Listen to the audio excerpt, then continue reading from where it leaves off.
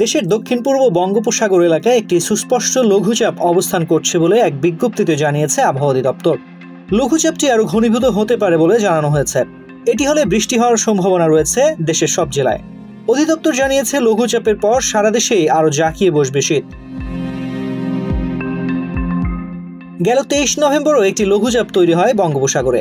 এ নিয়ে চলতি মাসে বঙ্গোপসাগরে মোট 2টি লঘুচাপ তৈরি হলো।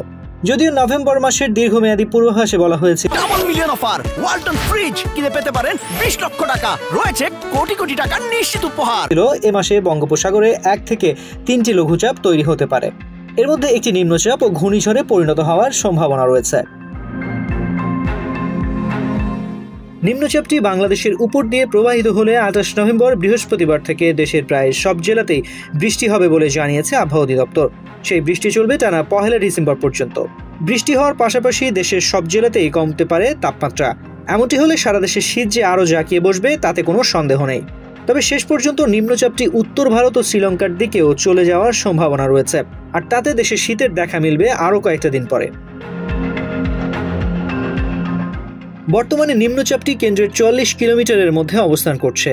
সেই সাথে এর সর্বোচ্চ গতিবেগ রয়েছে ঘন্টায় 40 কিলোমিটার পর্যন্ত, যা ধীরে ধীরে বৃদ্ধি পাচ্ছে ঘন্টায় 50 কিলোমিটার পর্যন্ত।